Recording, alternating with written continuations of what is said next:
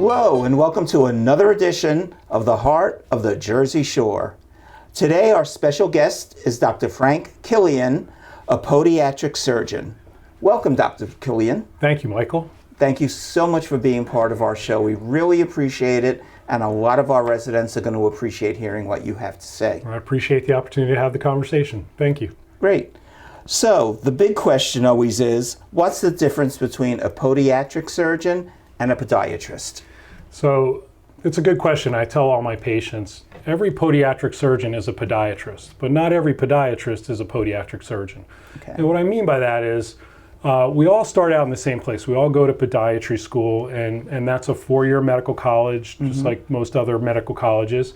After that, we apply for spots at hospitals all over the country to get a residency program. The residency program is really where we work with patients firsthand and really get the knowledge that we then build as the foundation for our skill set.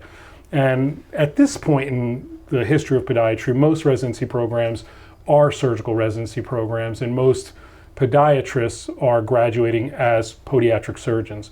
But that wasn't always the case. Back in the 1960s and 70s, when podiatry was just kind of coming into its space, a lot of the residency programs did not offer surgical skill training, and a lot of the podiatrists that were graduating from those programs were licensed and skilled and trained to do podiatric services, ingrown toenails, corns, calluses, orthotics, but they weren't trained in the art of surgery and didn't perform surgical procedures like bunionectomies and repair of fractures and heel spur resection and things like that. So most of the newer guys you're going to see in the community nowadays have some level of podiatric surgical training and surgical certification. So I guess it's much better to be a podiatric surgeon than to be just a podiatrist. I think it implies that there's an advanced training, that you've gone beyond what all the other podiatrists have gone through and gotten a little bit more of a surgical skill set. And that certainly can help your patients in the long run should they need surgery. In my opinion, surgery should always be the last resort, not the first thing we talk about. But if that's needed, happy to know I have the skill set to provide that service as well. Great. So what are the specific services that you offer in your practices? So for me, anything related to the foot and ankle is where we'll start. A lot of my patients who come in, usually they're here with some kind of pain, and whether it's a dermatological issue like a skin lesion, a wart, an ulcer, an ingrown nail, an infection, a neurological issue, a nerve entrapment, neuroma, neuropathy, an orthopedic issue like flat feet or bunions or hammer toes, or a vascular issue, poor circulation, varicose veins, swelling in their feet and legs. Any one of those areas are areas where I will see and manage patients. If it's something that I feel they need additional attention, another specialist, a vascular specialist, a neurosurgeon, then we'll refer accordingly. But for me, it starts with getting to know that patient, understanding their history, talking to them about their other medical problems, and making sure that we know all about their story so we can give them a good diagnosis and direct them to the care that they need. So it doesn't necessarily stop at the ankle. It could go above the ankle as well. Yeah, good question. If there are muscles, tendons, nerves that are related to anything that happens in the foot, we may certainly involve care there as well. So for example, if you have somebody with a ruptured Achilles tendon, or somebody with a nerve entrapment in their leg, shin splints, those things are things that I will oftentimes at least start working with a patient on. And sometimes it may come to pass that I'll refer them because, frankly, they'd be under better care with an orthopedic surgeon or a neurologist. But certainly if it's involving their foot, causing pain in their foot or their ankle, even if it extends up into their lower leg, we podiatrists, podiatric surgeons deal with those issues. Okay, now why is it important for people with diabetes to see a foot doctor? And what are the issues that a diabetic can get? And what are the kinds of treatments that you would have for them? So this is a key question. A lot of my patients are diabetic, and all of them will tell you that they were told by their primary care doctor, you have to see a foot doctor, you need to go to a podiatrist. And there's really two main reasons I would say that diabetes is so connected to podiatry. One is peripheral arterial disease. PAD, peripheral arterial disease, is a slow progressive condition where the vessels, the arteries in our leg, begin to become sluggish and slow down over time. They clog with what we call plaque. It's like a hard sludge-like material that literally fills the blood vessel and slows the flow of blood down to the foot. If it's severe enough, it can result in you losing your leg. So peripheral arterial disease is a critical problem that podiatrists are essentially on the front line diagnosing and treating every day. And the other issue, which kind of goes hand in hand with peripheral arterial disease, is peripheral neuropathy. And that's a deteriorative process to the small nerve endings in the leg and the foot that results in leaving people less able to feel what we would otherwise feel: light touch, vibration, hot versus cold, pain, sharp, dull. And without the ability to perceive those sensations, you're at greater risk for an injury. If you've injured yourself and you don't have good blood flowing to the area to help heal that injury, it could really become critical pretty quickly.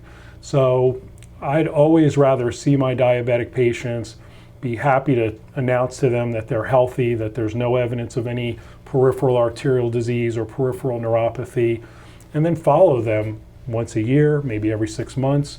But if I happen to find that individual who does have evidence of peripheral neuropathy or peripheral vascular disease or both, we're going to follow them pretty closely because we know they're at high risk.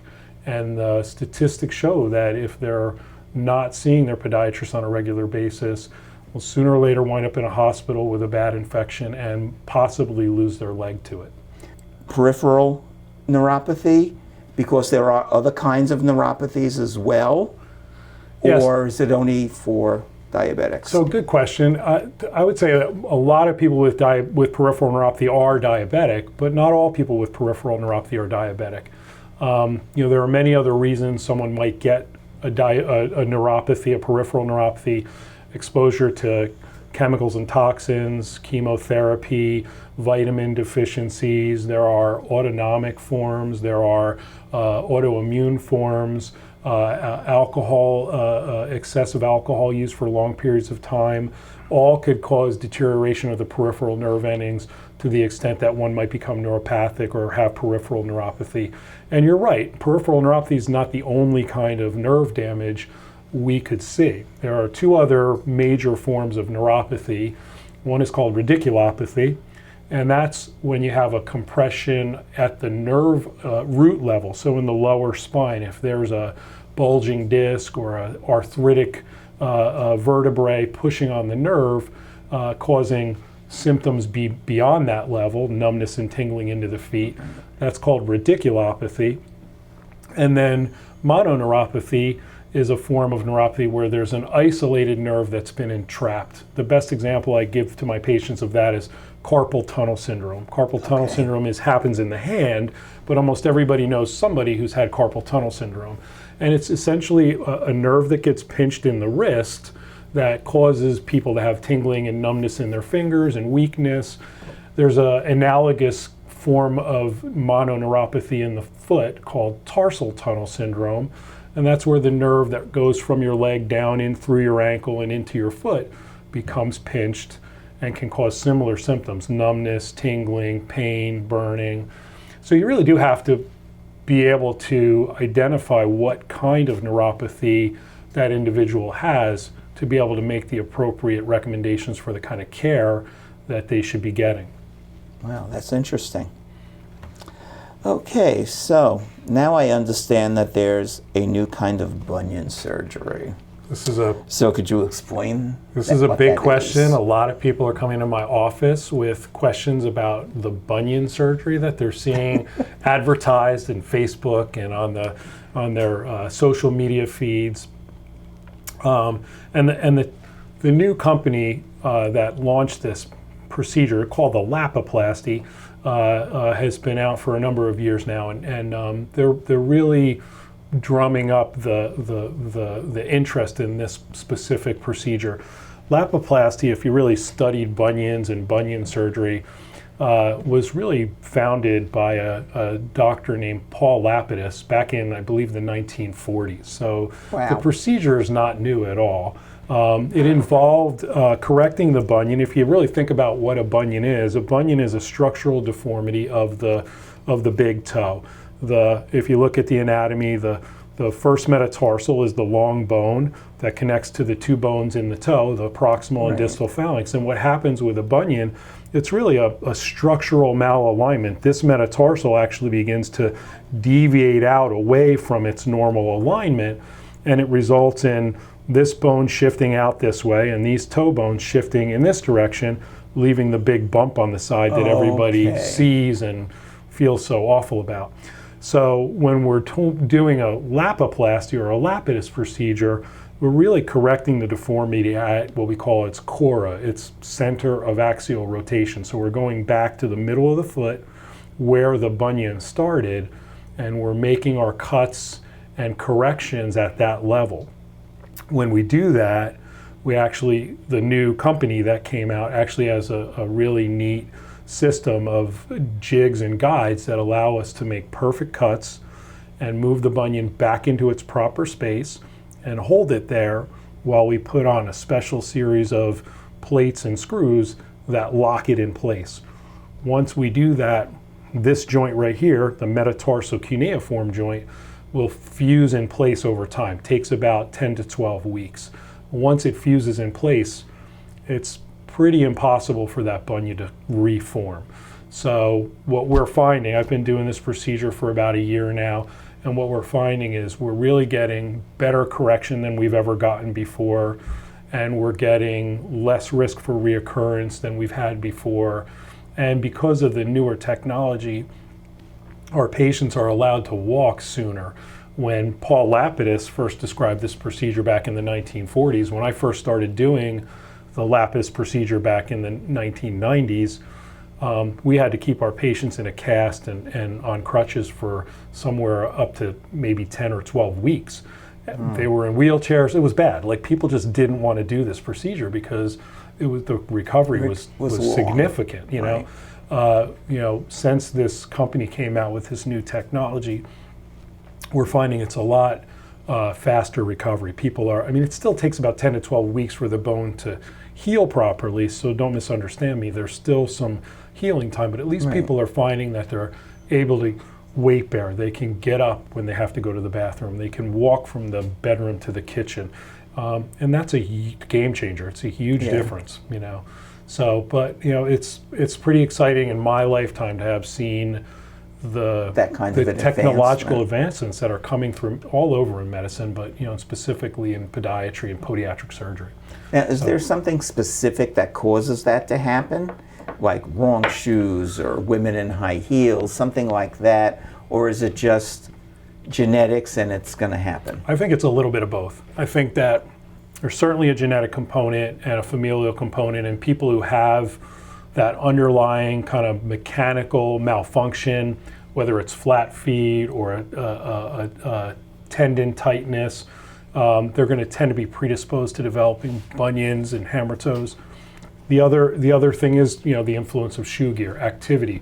What did you do for work all your life? Were you on your feet all day long, or were you sitting behind a desk? And all those things can have influence in terms of the development of a bunion deformity. I don't know if this is a wise tale or what, but I sometimes hear people say that as we age, the padding on the bottom of our feet get worn and thinner. So is that really true? And if it is, what can we do to help prevent it or treat it?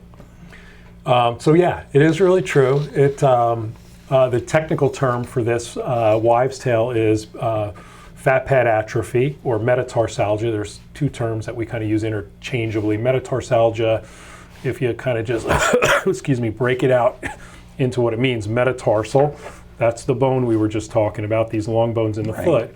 And algia means pain, okay? Algia is like, myalgia is pain from the muscles, arthralgia, pain from a joint. Metatarsalgia is pain and inflammation of the metatarsals. But fat pad atrophy is kind of associated to it. Fat pad atrophy is that thinning of the cushion on the bottom of our feet that happens over a lifetime. More prevalent in women, especially thinner women, but it can happen in anyone.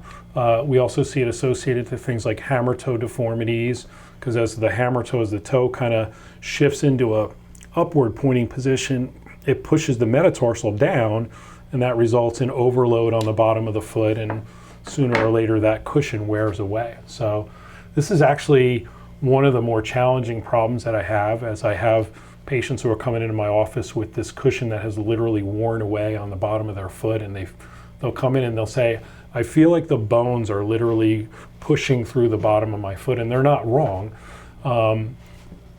We have yet to find a synthetic material that will augment or supplant what our bodies naturally have made for us. The cushions, the pads, the silicone, the foam, the rubbers, don't do it. It just doesn't work. I try, I'll use different stuff and it'll be temporary, but a lot of patients will need, be continuously returning for more care to help them with this problem. Custom molded orthotics, shoe modifications, putting them into different, better shoes that I can recommend, all have value. There's something new in this category too that's exciting. It's really pretty recent. A product called Leneva, which is it's a allograft fat implant. So it comes almost as like an injection. This fatty tissue is harvested, processed, sterilized, irradiated, and then made safe for human use. And then you purchase it from the parent company, and you would provide it as an injection into the person's foot where the fat padding has thinned out. The problem with this technology is it's not covered by insurance yet. So it's not cheap. A lot of my patients who I've had this conversation with, when they hear the price tag, they they make that little sticker shock face that you sometimes see. It's about $1,000 for a shot. And you may need up to 3 or 4 of them in a treatment, depending on how advanced or significant the fat pad atrophy is. And the other thing is it doesn't last forever. So the studies that are coming out, which are relatively new, are showing that it'll last for about a year before you'll have to have it done again. So not too promising. Not too promising. I will confess I haven't done a lot of this treatment yet. I'm still in a space where we're doing orthotics and metatarsal padding and supplementing their insoles and making recommendations for shoe gear, because that technology, while exciting, probably needs a few more years to kind of work out the kinks and be made a little bit better. And who knows, maybe convince the healthcare system that it's worth investing in it and covering it so that patients aren't suffering so much. Now, this is not the same stuff as they use for people with disc problems, where they inject the liquid and it helps restore and cushion the bone from rubbing against each other. Not exactly the same. Similar technology. I think this Leniva was maybe born out of that concept. They saw these other companies using Hyligan and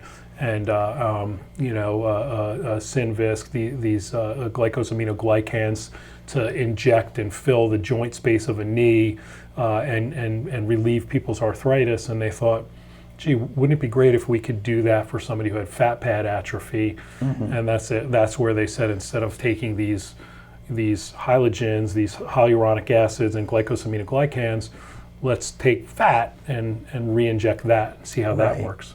So, and again, it's promising. I'm hopeful, but it's brand new technology, and it remains to be seen how well it's going to work. So. Okay, well, hopefully they'll continue getting that together. I'd be happy if I could. Again, it's cool in my lifetime to see the profession I've been working in 25 years in, to see these technological advancements, to know that we're constantly pushing the envelope to try to improve what we do for the people we love and serve. So. And that was something strange, because I had never heard of that before. Yeah, it's pretty new. That's why I said, I don't know if this is a wise tale or not. It's metatarsal fat pad atrophy is definitely a bona fide issue. Thing. Yeah. Okay, so the next thing I have on my list is plantar fasciitis. Now, I know it could be painful, it could be debilitating. So what steps could be taken to correct and treat this? So I would tell you, plantar fasciitis is probably the most common musculoskeletal injury I see. Ankle sprains, maybe number 2 on the list. Plantar fasciitis, number 1. To understand what plantar fasciitis is, it's important to understand the anatomy. If you look at the foot, what you notice about the bottom of the foot is there's a broad, thick ligament on the bottom of the foot, which serves the function of helping to support our arch. This ligament is called the plantar fascia, and it begins its life on the calcaneus, which is our heel bone. That's the origin of the plantar fascia, and it spans the whole arch and inserts itself as 5 little strips onto the metatarsal heads. And I tell patients, every time you take a step, this ligament is expanding and contracting. It's stretching and it's contracting. And over time, if you put too much stress on it, you can cause a microscopic injury. So the fibers of this ligament, which are made of collagen and elastin, will begin to break or tear on a microscopic level. And that's what creates the inflammation of plantar fasciitis. A lot of people confuse plantar fasciitis with a heel spur. If you go into a doctor's office with heel pain, invariably they'll take an x-ray, and probably 8 out of 10 times they'll see a heel spur and say, oh, you have a heel spur. And they're not wrong, you have a heel spur. But I tell patients, it's important to realize that the heel spur is an effect of this injury, not the cause. The heel spur is building up as a result of the pulling of the plantar fascia. The plantar fascia is what's pulling and tearing, resulting in the inflammation causing you pain. Okay. So once they understand that it's really a soft tissue injury, that it's a ligament that's injured, then our focus becomes on how do we heal that injury? How do we heal that injured ligament? And you know, it's not unlike treating an ankle sprain or a pulled hamstring or a torn rotator cuff or a meniscus injury. We've got to rest it. We've got to ice it. We've got to stretch it. We've got to support it. We need to modify our activity so we're not putting too much load on that area over too much of a period of time. So, and all of those things are fairly straightforward things that can be done by the individual who's suffering. As long as they understand the injury and are given good guidance how to manage it, a lot of the things we ask them to do are not very costly and can be done by them without a whole lot of doctor visits, therapy visits, etc. So if we can kind of help them understand what's happening and give them the tools to help fix it themselves, a lot of times they can do that. Now, once in a while, I'll have somebody who's been there, done that. I've tried it all. I've done the stretching. I rolled the water bottle under my arch. I bought the arch cookies and the heel inserts, and it's not helping. They're too far gone. It's been going on for too long, and the inflammation is more severe than than just the average amount. In that case, we may have to do more. Local cortisone injection therapy, oral anti-inflammatories, steroids, Medrol dose pack I'll prescribe, which is a tapering dose of steroids, referrals for physical therapy to get them in with somebody who's licensed and trained to do physical therapy techniques that will help over and above what they were able to do on their own. A device called a plantar fascia splint, which is simply a device. I tell my patients, I want you to take this home, put it next to your favorite chair. When you're watching the television at night, put this on, and just let your foot sit in it and keep it stretched out while you're enjoying your favorite TV program. You don't have to sleep with it. I definitely don't want you walking around with it. But what it's doing is it's taking the foot and just pushing it up a little bit to allow that ligament to be stretched out gently so that the next time you go and step on it, you're not tearing it. Okay, so one thing I'm confused about a little bit is initially you damage it by stretching it more vigorously. Correct. And so to help it heal, you're going to stretch it in a more gentle manner. Yeah, and it seems counterintuitive, and a lot of my patients will ask the same thing. Well, if I'm already overstretching it, why should I stretch it more? And the answer is it's how you stretch it, right? It's it's gentle versus overzealous stretching. So I don't want people going home and jumping up and down on the stairs with it or anything aggressive like that. It's really just a easy passive stretch and gentle massage, something we call myofascial release, which is just a fancy term for massage. But we'll take a soup can or a water bottle and just kind of roll it back and forth across the arch, and it just loosens that ligament while they're doing that. Right. So arch supports are something we will oftentimes recommend, and we don't necessarily have to get crazy and spend $800 on some custom molded device. There's been plenty of literature out there that shows even an over-the-counter insole can have value. And then proper fitting shoes. A lot of my patients, they come in flip-flops and shoes that aren't supporting them at all, and they're wondering why their feet hurt. So we just make the recommendation to wear a good fitting sneaker or shoe, and sometimes that can be all the difference in the world. Okay, so now that leads me into my next question. Perfect. So what type of footwear would you suggest for activities such as walking, pickleball, running, tennis? What kind of a shoe would you recommend for each activity, or a shoe for multiple of those activities that could help and prevent issues? It's a great question, and when I think about this question, I really think about the individual activity we're talking about. Most people are living in a world where we're really just dealing with linear motion. We're walking from point A to point B in a forward line, and for that we want to use shoes that are really designed to attenuate shock and support the arch and allow us to move in that motion from A to B. And so for me, I've always kind of fallen into a space where I love, for myself personally, and I recommend for my patients, running sneakers. I feel like running sneakers really kind of meet all the criterion I'm looking for, which are a good, thick, cushioned midsole, a good arch support, a lightweight, breathable upper, a firm heel counter. I prefer laces if you can lace your shoes. A lot of my patients are coming in with the new slip-in shoes, and they're so easy to put on. And that's fine, because some people, I understand, they have a low back issue or they have a hip issue. They just can't get down to tie their shoes. So it's wonderful that they have these options in that space. We're still looking for those same qualities. Good cushioned midsole, a durable outsole that's going to last, a good long time, a breathable, flexible upper.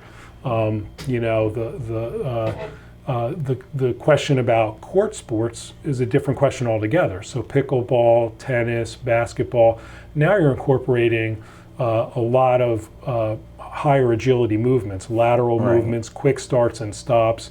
For those kind of sports, you really want to be selecting sport-specific shoes, something that's going to stabilize the ankle, something that's going to lock that foot in position, so when you're stopping really quickly, you're not jamming your toes into the front of that shoe. Right. So for, you know, and I'll confess that I don't know that industry well enough to make a specific, you know, here's the shoe I want you to get answer, so much as I would really kind of direct my patients to those specific stores. If you're playing a lot of tennis, I would want you to go to a sporting goods store that specializes in tennis, have conversations with the people who understand that sport really well. They can probably make a better recommendation than I can as to what style of or what brand of tennis sneaker or shoe I should be using. But you definitely don't want to go out and play tennis in a running sneaker or basketball for that matter. Anything sneakers that are designed for linear A to B motion are not necessarily well designed for that kind of side to side quick starts and agility motion that you need for those kinds of sports. And a lot of people never think about that. They just want one sneaker that's going to take them through everything, and that just doesn't exist. Yeah, it really doesn't, and you're prone to injury if you think you're going to take a sneaker that's built for walking or for running and take that out onto a tennis court and use it. You're much more likely to hurt yourself. Okay. So. And that's good for bocce ball too, right? Bocce ball too, absolutely. Okay.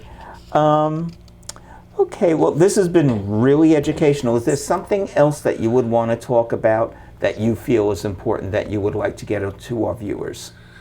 I would stress the import. Well, if I was going to say one thing about my patient population and the people I see, and just healthcare in general, there's a lot of people out there that don't realize how much control they have over their own healthcare and how vital it is. I'm so many patients who come into my office, and I get into these just real life conversations with them about, you know, where they are in their life and where they've been, and not any of them talk to me about how they wish they had the opportunity to make more money in their life, or they wish they had built a bigger house. What they want is their health. What they would trade all that stuff for is their health. And there's so many things that we could be doing that are simple, inexpensive, and pretty easy to gain back some of that health. And a lot of it's commonsensical. Stretching. I mean, I can't tell you how many people come into my office and I've got to take their shoes off and put them on for them because they just can't reach them anymore. And I'll talk to them about the fact that if they just spent 10 minutes a day working on the basic stretches that they learned in gym class in the 6th grade, eventually they'd get some of that range of motion back. Not everybody, but a lot of people would. Or chair yoga. Or chair yoga, absolutely. And I have a lot of patients who are doing that, and I'll tell you, it's fantastic. They're really gaining a lot of fitness and health out of that, you know. You know, so just working on those simple things, making the right choices about proper shoe gear, getting outside. We have become a society that just sits in our houses, and we're tied to our social media, and we're tied to our computers, and we're constantly checking our email and ordering everything on Amazon, and we just don't go outside anymore. It would be invaluable just to get outside and walk a little bit, you know, have a small garden that you have to attend, have a reason to get up and get outside your door. The fitness value of that, the health value of something as simple as that, and it doesn't cost anything, you know. And you don't need to be a rocket scientist. You don't have to go to a doctor twice a week to benefit from that. You just go outside and move, you know. Exactly. Stretching and moving are two things that I think I'm seeing in my community, my people, my patients, that we could all do more of and become healthier because of it. So I probably would close with that comment. Okay, very good information, very good comment. Okay, well, again, thank you, Dr. Killian, for being part of our show today. I really appreciate it. Thank you, Michael.